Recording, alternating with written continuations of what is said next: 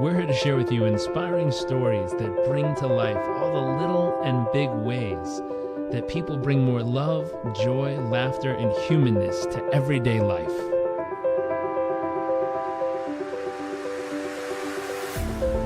Our focus is the hunt for those little moments that refuel the human soul and reminds us what life is really all about. I invite you to sit back, enjoy the moments, enjoy the stories, the adventures, and the journeys.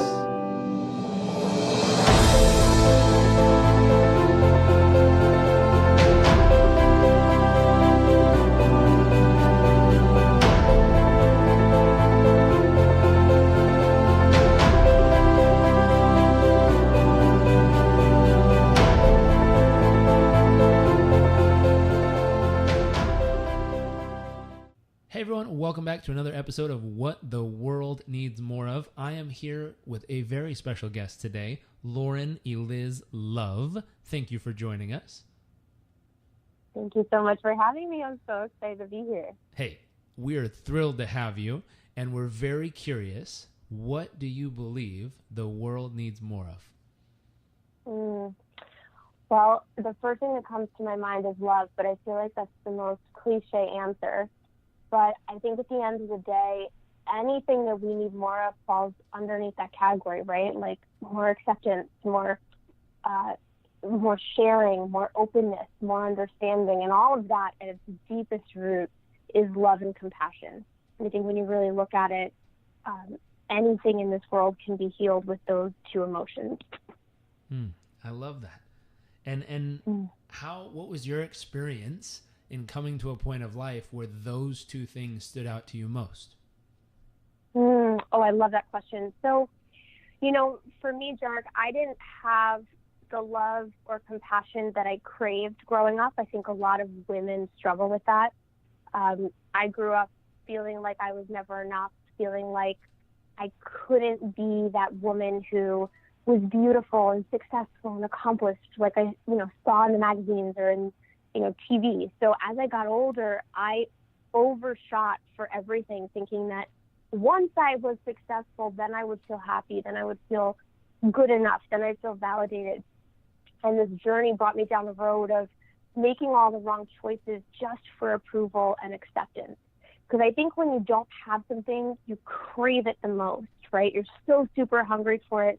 And sometimes that causes you to make decisions that really your higher self would never make. So I found myself with men who were abusive and found myself the victim of a rape at the age of 19. And all of these experiences, a suicide attempt my freshman year of college, it was all centered around the fact that I didn't have something that I thought was my human right. And all along, what I didn't know was that everything that I needed was already within me, right? So like that love and acceptance and that approval and feeling worthy, those were things that I had to give to myself first before I could ever receive them from someone else. So I think to answer your question, the biggest breakthrough in realizing that that was the most important thing for me came when I stopped looking for it in all the wrong places and started to create it for myself instead. I really love that. I love that. And the ability to realize I don't need to go find it anywhere out in the world. Instead, I need to create it. I need to feel it. In a previous episode, there was a gentleman we were talking to, a good friend from Dubai, and he was, live casting from the other side of the world. And he said one thing he does every morning is stand in front of the mirror and spends 30 seconds staring himself in the soul, straight through the eyes, the window of the soul, and just saying, I love you. And for some people, he's like, oh, it's so easy to do. And I stopped him. I was like, not so fast there. That's not that easy for everybody. Like for some people, that's really, really hard or incredibly weird and uncomfortable. And so the practice, but I also made a joke. I said, well, some people are actually too good at it, but we can learn from them, at least how to get okay at it. We were laughing. Oh my God. But at the same time, though, that's difficult for a lot of people. And so the ability to transcend that, the ability to first realize it and recognize it, and then the ability to transcend it is so powerful, and it tells us a lot about who you are. But we'd like to know more. I'd love to know, what's your wow factor? What makes you uniquely you? And maybe what's one or two life moments that help shape it? cool. So super cool. It's so funny. I'm going to Dubai in October, I think. It'd be so funny if like I ended up meeting that guy that you're mentioning. And Yeah, we'll connect you. Him and his wife and his look children into his are eyes. beautiful. And he would be he's probably one of the most entertaining humans I know, because his whole goal, sorry, this is a previous episode, but I'm going to bring it in here just for a second. No, it's cool. Bring it in. He was saying every morning he wakes up and he does his love and connection to fill up. And then he asks, who do I want to be today? And his example for today, this day that we recorded, was, I want to be a cool dad. I started laughing. I was like, hey, that's cool. Hey, whatever floats your boat. I'm like, okay, that's awesome. And he says, okay, who do I want to be? How do I want to, I'm sorry, who do I want to be? Let me grab my notes real quick so I can say this properly. So who do I want to be? How do I want to live? And what do I need to do to make that happen? And so it's so interesting, but it's very useful of him, his ability. And he said, how he was going to do it was by create all these little sneaky surprises all over the house, so that all throughout the day his daughter might like discover an envelope with a clue in it, or a little note, a love you note from her dad hidden under a pillow, or all these little things he could do. But his whole goal was just incredible. And it's all about giving, right? Like, I think the piece that I'm taking from this narrative is like, it's all about if you want to receive love, showing up to give it and being in that energy all the time so that you can be the version of yourself that you want to be, rather than just showing up and saying, I want love, give it to me, where is it, right? Like, he's acting as if he's in that state of love, and as a result, he's receiving even more of it. Exactly. He's amplifying it. But sorry, got carried away there. A little side note. but coming back to you, what are these moments that help shape you and your wow factor? Yeah. Okay. So I think that it's so funny, because I actually have a firm belief that everyone's wow factor is created when they're really young.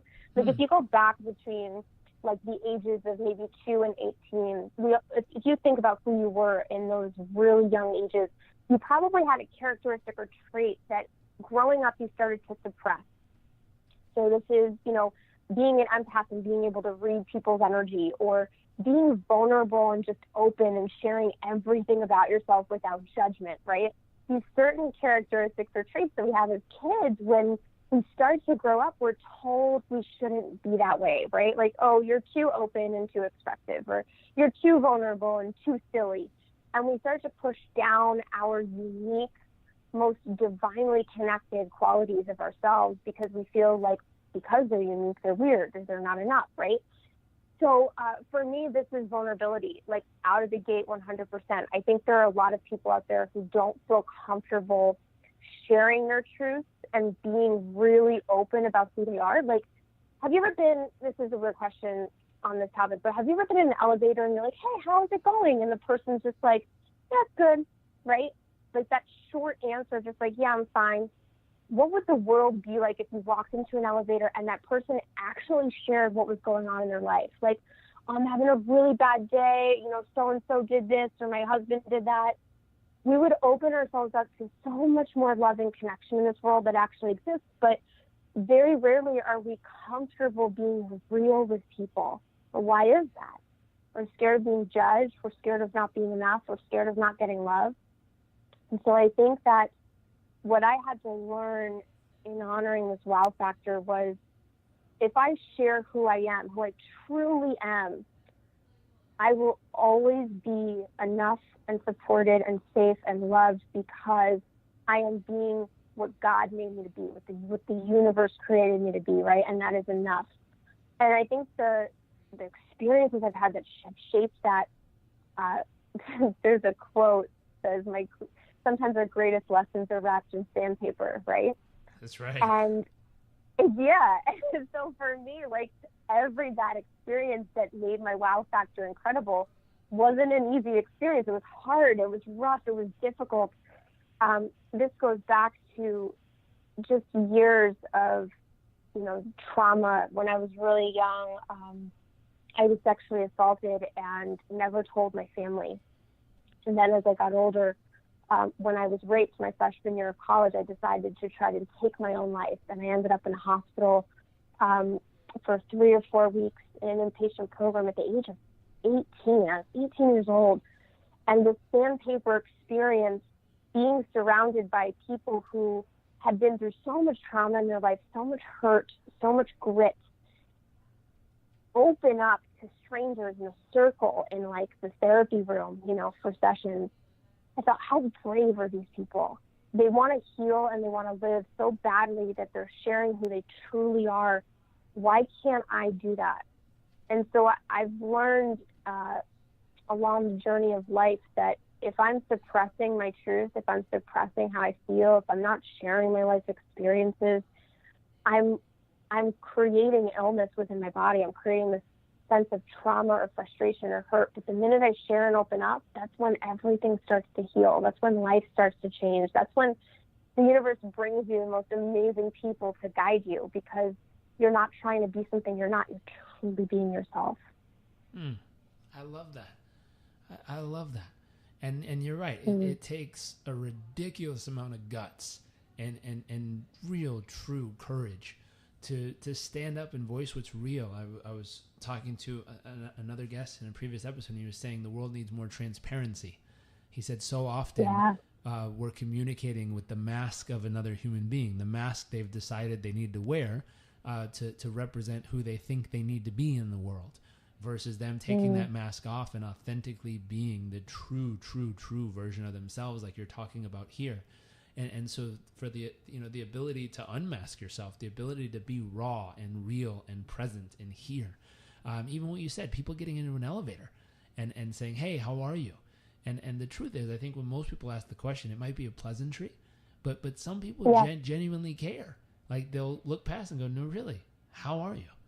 And it's wild. It's such a unique moment at this time in history when someone is willing to give you that space to really share, that it's shocking to a lot of people.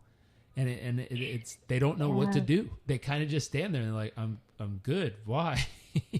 Even though, we're so many episodes into this podcast and we've realized everyone has something so amazing to share, and they all have stuff that's so rich and unique and diverse and traumatic yet beautiful yet amazing, and it's the ability to open that and express it.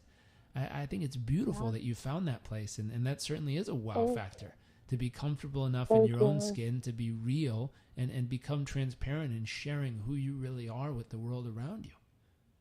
Yeah, and I think too, it's also this understanding of intention. Like, coming on this podcast, Jarek, I could talk about the things I've been through from a place of trying to feel significant or trying to, create an identity with my trauma. But I could also show up and share the same exact experiences from a space of knowing that if one person listens to this and they're a rape victim or they've had trauma in their life, and now they're listening to this and saying, well, maybe I can overcome it because look, that person did, right?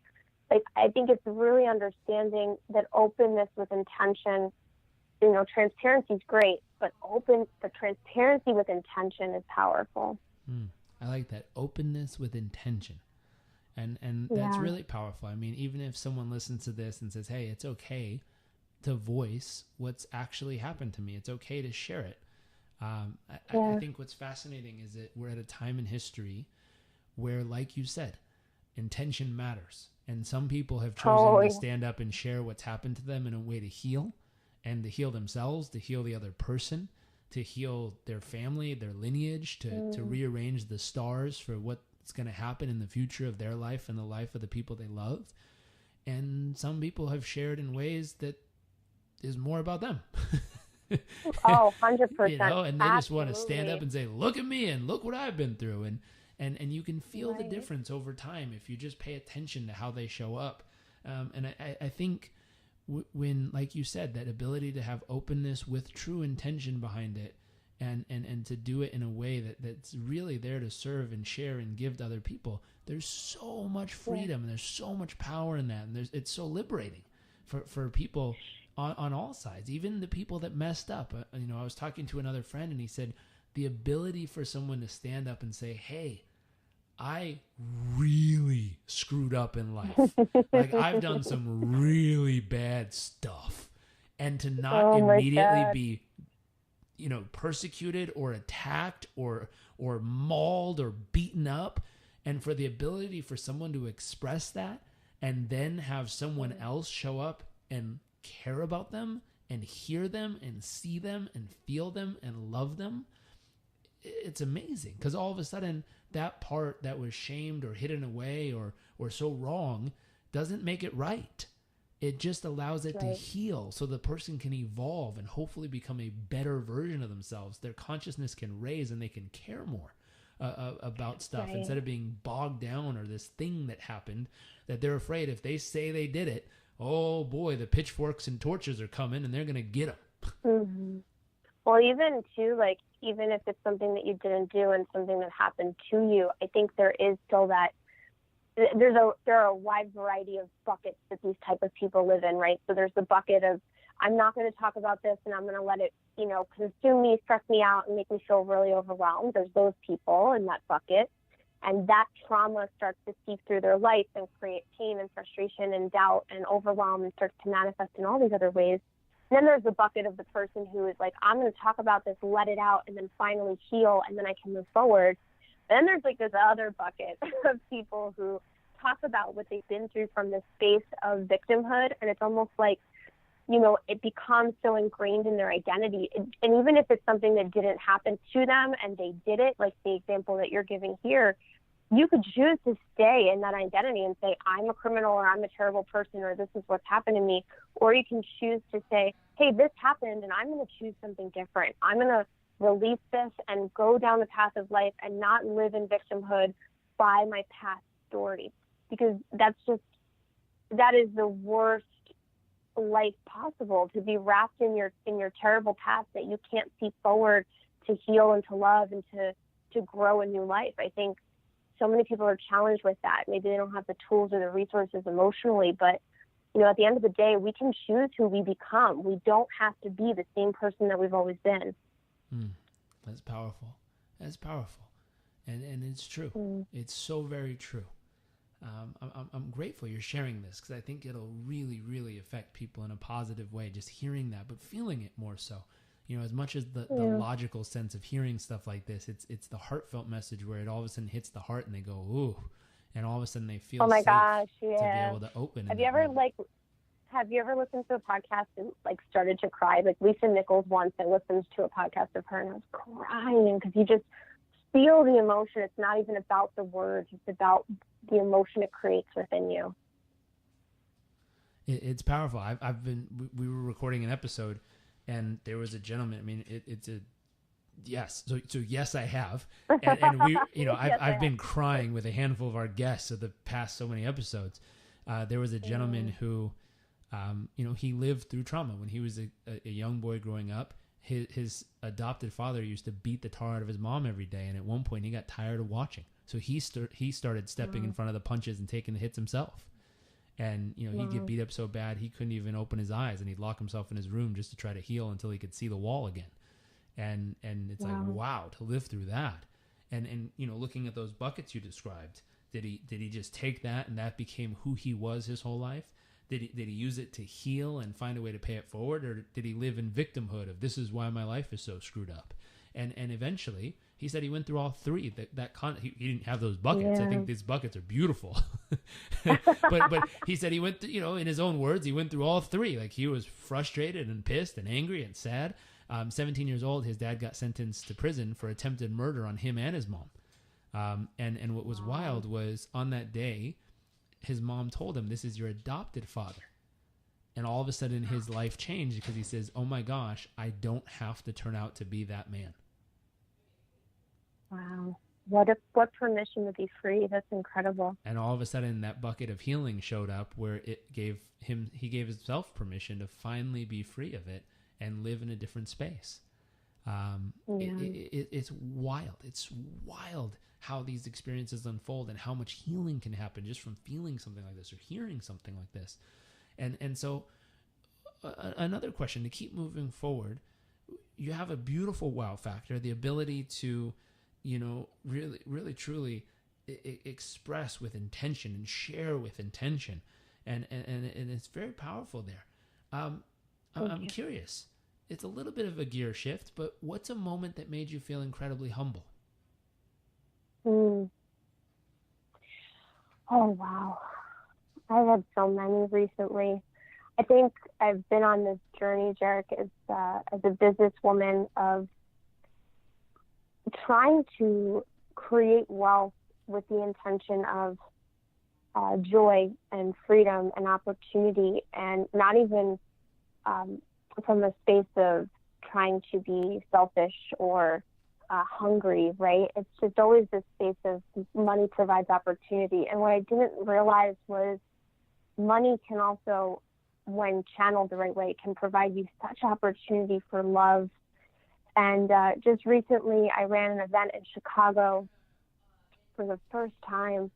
And because of, the money and the resources we have available, this was an event that was possible. It wouldn't have been without the income for me to, invest the way that we needed to. And at this event, I got to hug women who I have been working with through the online space for years, and just to see them in person, to know that they came to this event to connect and to love and to grow, and I'm there with them. I felt this love that I have not experienced in so long, this feeling of just being in my purpose and feeling so grateful, because I think that's what a humbling energy is, right? That deep feeling of gratitude and appreciation for the moment. And I can't tell you how long I experienced that. Shortly after I traveled to France again, another thing that you have the honor of doing when you do make money. And my business is, I went from, just to give you a backstory, I walked away from my corporate job when I realized I wanted to use my life stories to inspire women. I walked away with no car, no apartment. I let go of everything, and I lived on a mattress in my boyfriend's parents' house on the floor for probably a year while I tried to grow this business. I had $60,000 in debt, and I wasn't making a penny. And eventually that turned around, and so from Chicago to France, and then being on this beautiful boat in the midst of this beautiful scenery, I started to cry, because the joy of experiences is what life is truly about. And it took me this long to realize that. I was fighting for the money so I could not be stressed, and then that went away. And then I was fighting for the money so I could have great opportunities, and then that fight went away. And suddenly it was just this abundance is what we can live in every single day. And I think it's absolutely incredible. And I want to give that to more people. I want to be able to turn around and share that with the world, because it's life is so different when you can experience joy and love rather than fear and stress and pressure every day. It's true. It's true. And I think I just read an article that more and more people are realizing this sooner. And instead of waiting till 65 years old when you retire to finally try to go see the world, younger people nowadays in their 20s and 30s and even 40s, still young, are going, you know what?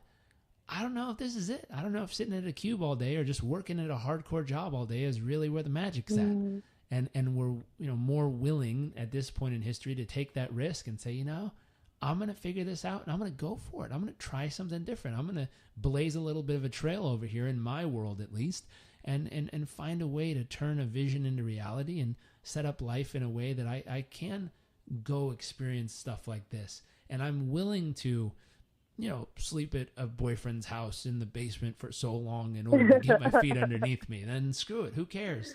That's fine. It's part of life. And I think more and more people realizing that and being willing and to have the courage to do it is phenomenal. And it is opening up a space where people can experience so much more life. But you're right. There's a humbleness to it, because it ain't always freaking, I remember times when I was starting where it's getting to eat at a restaurant was a privilege. It's and taking someone out to dinner was holy moly, I'm balling out on that dinner. Right. And it's so crazy, because I think that there are so many people out there who feel there might be someone listening to this podcast, right, who's oh, that sounds great, good for you. But I think the reality is that we're all on this planet for a purpose, and when you truly align with that purpose and you're truly honest with yourself, and even if that purpose is scary, when you jump into it and you pursue it with relentless consistency, right? Not consistency, but relentless consistency. Things will open up for you because you're living in your dharma, and that's like your true calling of self, your true divine guidance of like what it is you're here to do on this planet. And that is the whole reason we're here. So like all of these people who may feel it's impossible, who are like, oh great, like I'm still struggling, how do I get out of this? You know, ask yourself, if money was no object, what would you be doing every day? What would be your purpose of service in this world? What would be your mission? What would be the reason that you exist, the lesson that you're ready to learn on this planet, right? And like pouring yourself into that creates that abundance, but also creates that feeling of humbleness, of gratitude, of gratefulness that you get to do what you do every day. I love that. My wife and I have been taking a course recently on values, and I'm very familiar with the topic. I've learned about it my whole life and know it's important for people to understand their values. And what you're saying here is, what is my purpose of service? How would I serve the world around me? And in this course, we learned that number one, you know, the person has their individual values. Who are they? What's most important to them? And then number two, in whatever business they build or career path they're on or company they work with or for in any way, the question becomes, how much of their personal values are being expressed through the vehicle called work or business? And they showed us, they said, you know, when a large amount of values, maybe 3 to 5 out of the top 10, or 3 or more of the top 10 are expressed in the workplace, you get a person who actually enjoys going to work or doing what they do. If you have less than 3 personal values being expressed in the workplace, this person has a very difficult time showing up for quote unquote work every day, regardless if they own the business or work for the business. And so what you're saying here is really true, that there's a humbleness to realizing that you can go on this journey. And there's a humbleness of the journey sometimes when you're building and realigning. But there's also what you said, a humbleness in the realization of, wow, I can choose to work in building or with or for an organization that allows me to express the most important parts of who I am as a human. And there's a humbleness to that, an awe factor of like, wow, that's cool. And where all of a sudden it doesn't feel like work anymore. You know, your love and your passion become your mission. And now it just is illuminating the deepest parts of who you are every single day. And more or less it's a vehicle for you to express the most important parts of who you feel you are. That is really humbling. Yeah. It's beautiful. Yeah. So I'm curious. Sure. Speaking of that, what's an awe-inspiring moment? Like one from my own memory, or like you want me to define what an awe-inspiring moment is? No, one you've had in your own life where you're going through life and it might be something you saw, something you felt, something you heard, something you experienced. But what's something that just was like a moment of awe where maybe, you know, your jaw hit the ground and you're like, wow, that was amazing. Or whatever word you use to describe it. I've had so many of these recently. Oh my gosh, it's so hard to really connect into like the biggest one for you, because I think that when you're really connected to source, right? When you're really connected to your divine and like the purpose of being on this planet, right? Like, and you understand that you can live in that awe-inspired state where you see a random sign from the universe and you're like, oh, thank you so much, right? Like that can happen every single day. And I think that for many of us, we search for the awe-inspiring moments all the time because we're looking for some type of signal from the universe that we're either on the right path or we're doing the right thing. An awe-inspiring moment to me just recently in Chicago, there was a homeless man who my friend took inside to a CVS and said, let me buy you some food. And went inside and was picking out something to eat, right? And wasn't really sure, and, you know, got this junk that obviously wasn't, you know, good for him, but it was like the cheapest thing that he grabbed. And my friend said, no, like pick something really good. And so got him some healthy food, walked away, came back, and right before they were about to walk to the register, they came back together in the store, and the homeless man had 6 different boxes of cereal. And the guy was like, why are you buying 6 different boxes of cereal? Like, this is, I told you, pick something healthy, but he went with it. He said, you know what, that's what he wants. I'm going to do that. And he paid for his cereal, and the homeless man goes outside, and a couple moments later he meets up with 6 of his friends, and he had a box of cereal for each of them. Oh. And I thought that was, oh my gosh, I thought it was so beautiful that someone who has nothing was still in the mindset of giving, ready to serve, ready to help, ready to spread the love, right? Oh my gosh, it was the most incredible thing. And it was just such a reminder to me that that love and that caring and that compassion still exists in the world, and we need more of that. I love that. It's amazing. There's something when we don't have a lot, we realize how much we really have. And I know that sounds like a weird statement, but we're more willing to share because we know what we actually need. Yeah. It's a weird thing. And I think it happens on both ends of the spectrum. When you have very, very, very little, you realize what you actually need. And anything beyond that, you're willing to share with people because you know you don't actually need it. And when you have a lot, like way more than you can ever need, you obviously realize you have a lot and you're willing to share some. It's somewhere in the middle, I think, that we forget that. Where we're building or growing or trying to get more and more and more. And there's this weird feeling of is not enough. But you're right, seeing moments where someone who seemingly has so little comes from such a place of abundance in that moment through their actions, not just their words or thought, but their actions, that is beautiful. What a cool moment. Yeah. I really love that. Yeah, it Great was moment. amazing. Thank you. Here's a question. We're going to switch gears. What's your greatest fear? My greatest fear is that I will create all of my success and not feel fulfilled. Oof. I think that's like one of the greatest, scariest things ever, right? So I used to have egoic fears, right? Those fears of like, am I going to fail? Am I not going to be enough? Or things not going to work out the right way? And I think now I'm at a point where I know if I keep on my path, everything will work out the way it's supposed to work out. But there is a little bit of that ego in there. It's like, wait, what if you get there and it doesn't make you happy? What if you reach that goal and you're not, in that space of service? I think at the end of the day, my greatest calling is just to leave a legacy, right? To do something really big in this world, to inspire people to leave my mark.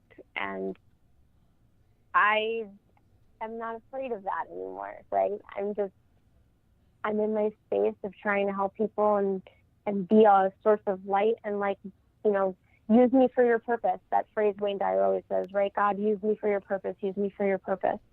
I feel good there. I didn't always feel good there, right? But I feel good there. So, yeah, it's just what's ahead and whether or not that creates joy. But maybe actually, as you're asking that, I don't know if I'm actually afraid of that. Maybe, wow, it's a little bit of a breakthrough for me here. I don't know if I'm actually afraid of that. I think that's it. I love that feels really cool. Yeah. Hey. Yeah, because it's crazy. Like, you go on this journey of, along the way, like growing a business and being an entrepreneur and doing all these things for your business success. What you don't realize is that growing a business entity is the biggest personal development challenge of the century, right? Like, yeah, you can sit in your box and work your regular 9 to 5 and do some personal development when you get home. But at the end of the day, if your money is related to the fact that you need to grow and develop yourself, you are in it, man. Like, you are always ready to grow. You're always ready to stretch because you know that the more you learn, the more you grow, the more you improve yourself, the more results you can get, the more lives you can change, the more of an impact you can make, right? So I think along that way, I've had to do a lot of work around these fears of, is this going to work? Am I going to wake up tomorrow and is there going to be money in the bank? And what if this doesn't work out? And what if I'm not successful, right? I had to work through every single one of those. And they still come up from time to time because I'm human. And I think everyone has those fears. It'd be stupid to say I don't have them, but they're not great anymore. They're just small, right? And I can manage them and learn how to work with them the right way. So, yeah, I don't know if that answers your question, but that's how I feel. It does. It does fully. And there's layers in there. One was recognizing the fact that there was a fear that you felt, the experience of the other side of it. I don't know what magic transpired, but that's amazing that it landed right now in this very moment as we brought up the topic. But there's truth of getting to the other side of it and be like, yeah, no, I feel good about this on the other side. And there's, I think the powerful piece, and it was something that you actually said out loud in the process, which was when you said, God, use me for your purpose. And I'll have to rewind and listen. I don't know if it was right before or right after, but all of a sudden just saying that, it transcended those fears almost instantaneously. And it put you in a place where it's like, wow, when you're coming from that place to be a vehicle to really, truly take into the world what's needed most, the fears almost become irrelevant in that moment. And it's not that they're not there. Yeah. They're still there. It's just they're irrelevant to the mission, because now the mission is something that raises you above and forges through. And it's a really dynamic experience. I think there's something unique there. If you're listening, you might want to rewind and re-listen to that little segment there and watch what happened. It wasn't because of what someone said. It wasn't because of reading a book or listening. It was just asking to be, hey, use me for a higher purpose right now. And almost instantaneously, fears were transcended. Something that felt like a fear a moment before now became something that, even though it's still there, was no longer in the way. And that's pretty magical. I think that's the first time that's happened on any of our episodes. So I'm going to go re-listen really a few times and hear what happened. Yeah, it's awesome when you surrender, right? Like, stuff happens. It's so cool. It's where all the magic is. And it's exciting. And the concept that my next question is, what are you most excited about for the future? What am I most excited about for the future? I think for right now, my excitement is actually in the unknown. So I think for a while, I was always scared of not knowing what was next. And now it's like, who the heck knows what can happen? Because just recently, things have started to expand in a new way. And my husband and I got married in April, so that's a beautiful, deep connection. Thank you. And I've been doing a lot of work on healing certain parts of my life. Just recently, too, like I've lost 30 pounds in the last couple of months. And so there's all this growth around me, right? And I think that the old me would have looked at that and said, oh, well, I might fall apart. Or like, oh, look, things are too good to be true now. Like, don't get too happy. But now I'm just kind of in this place of like, yeah, like anything can happen and anything is possible. And really deepening my connection with the students that I get to work with every day and really being in that space of service. I'm so looking forward to that. I'm looking forward to all of the travel that's ahead for me and being able to be in that state of believing that what I want is truly possible. That's what I'm looking forward to, because that's what I have. And I know that if I continue to trust and continue to surrender, continue to push, I'll continue to have that feeling, right? So, yeah, just gratitude for where I am and where things are going. I think it's amazing. I really love that. I love that. So gratitude of where things are going. Speaking of where things are going, we're going to transition to our second part of the show here. This is what we call our nuts and bolts, meaning how things come together, the practical, tactical, useful, tangible type tips. And you've shared so many already that are so useful. But we're going to hone in for this last little section here. And the first question is, where do you focus the majority of your life each day? Meaning your thoughts, your energy, your actions. Where are they focused on right now currently? Right now, currently, majority of my time is spent in service. So I have a lot of people who either are in my programs, my group coaching programs, or in my one-on-ones. And I do spend majority of my time in that space just because I do love it and it lights me up so much. But I'm starting to transition into becoming a little bit more protective of my time so that I can go on more of a spiritual journey to deepen my connection to the things outside of myself, right? So source, universe, all of that. I spend about 2 hours every morning reading, meditating, in prayer, journaling. That's a really big part of my day. And then probably 2 hours in the evening with my husband. With love and connection opportunities, I think those are really the two ways that I fill my tank in my service space, because I think for anyone out there who's in a service-based industry, it's really important to remember that you cannot pour from an empty cup, and you have to really take time to set boundaries, which are fences that keep you safe. They are not a bad thing. You know, setting boundaries and becoming really intentional with your time and saying, well, I need to grow myself so that I can be the best that I can be. Like, I recently just signed up for a year-long personal development journey that is full of travel and full of all these crazy rich experiences and a lot of studying. And I'm always putting money back into that because I know my personal development is my number one priority. So whether it's investing in programs or services and spending your time there, or reading a really good personal development book, or even just taking 2 hours or 30 minutes, whatever you have every morning, just to grow in your understanding of self, I think is one of the most important things that we can do. I love that. And in all of that, what would you say is one of the keys to your success in this process? Personal growth, 100%. Like this is the thing, Derek, like I help people grow online businesses. And so the average person would say, oh, well, you just have to be really good at that in order for you to make money. And that's not true. So if I teach someone how to do something, mastering what I teach is not the only thing I have to do to create success, right? I have to master myself. I have to master my worth. I have to master my health. I have to master my energy. I have to master my wealth. I have to put myself into all of these areas of my life to challenge myself to be the best that I can be as a human, because as a business owner, I am the vehicle that business exists in. So if I'm not being cared for in those ways by myself, then my business can't thrive. I can't prosper. I reach this sort of upper limit of growth when I'm not investing and taking care of myself. So I always like to say to people, like, if you're trying to create something for yourself, for our entrepreneurs out there, right? If you're trying to create a business for yourself, take a moment and really ask yourself, what areas of my life are really not where they're supposed to be right now outside of my business, right? Like, put that on the side for a minute. Are you overweight? Are you with a food addiction or an alcohol problem? Do you smoke too many cigarettes? Are you, using prescription medications for your emotional state when you really don't have to be?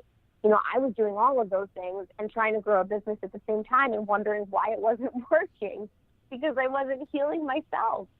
So I think that the personal development piece is the most important part of this, taking care of you 100%. I love it. I love it. I love it. I'm obviously a huge proponent of it.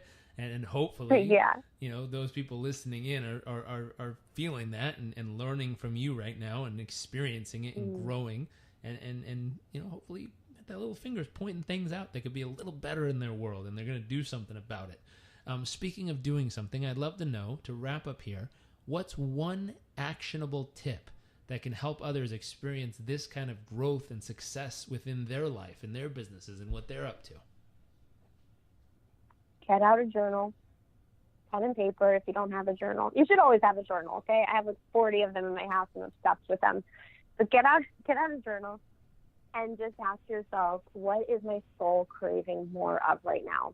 I think that's the simplest way to start to take action around connecting to what it is that you want. I think a lot of people probably know what they want, but they resist it. They shut it off. They don't pay attention to it because it's bad to them, because they feel like they can't have it. So really asking yourself, what is my soul craving more of right now? And then I guess a second question to ask is, if money was no object, how would I be living my life? How would I truly be living my life if money was no object? And then really looking at that after you're done and asking yourself, okay, now that I know this is my ultimate outcome, what do I have to do to get there? I love it. I love it. What is my soul craving more of right now? That's such a powerful question. I think, allowing people to one other little tip, if I could toss a tip with your tip, that, find an open space, find a quiet space, find a beach, find a park, find a bench behind the office you work in, like find a space and let that question settle in. And maybe ask it repetitively. Like give yourself, and a friend of mine taught me this. He calls it the third. He said, take a stopwatch, put it on for 5 minutes, and write down every answer you can come up with of what your soul is really craving right now. After the 5 minutes is up, set your pen down, take a break, just take a breath, stand up, walk around, stretch it out a little, sit back down after maybe 10, 30 seconds of relaxation, and put it on for 5 minutes. And here's the thing you got to do. Write down everything your soul is really craving to answer this question, but here's the caveat. You can't write down anything from list number 1. And figure out what your soul's really craving. It'll get deep. And he says, repeat this one more time. Do it for 5 minutes, set the pen down, take a 1 minute break, come back, stretch it out, get limber, shake it up, and ask yourself the question one more time for 5 minutes. Do not let the pen stop. Write down everything that you can come up with and ask yourself the question, what does my soul really crave right now? And remember, you have to write down stuff, and it can't be what was on the list before. Now, it doesn't mean the list before you can't do it. I like what you said, though. But you're diving deep.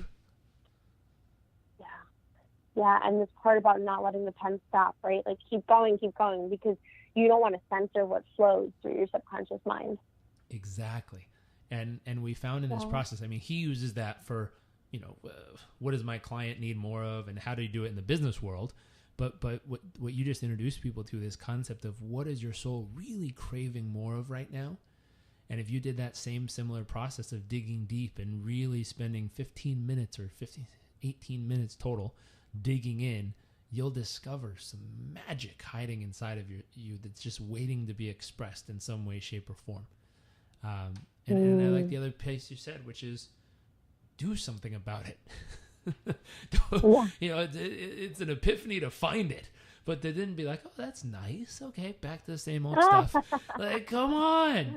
You're someone who's transformed your health and fitness. You've transformed your emotional life. You've transcended abuse and horrific experiences that no one wants to go through, but you have gone through them, and you've used them as power to help heal and serve others and come from a place of service and giving.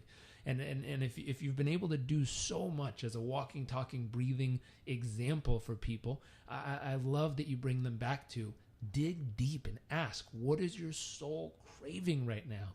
And hopefully, do your third and dig it up and figure out what it is. But that final piece you left people on, which is, and do something about it. Don't just sit there and stare at yourself in the mirror and wonder about it.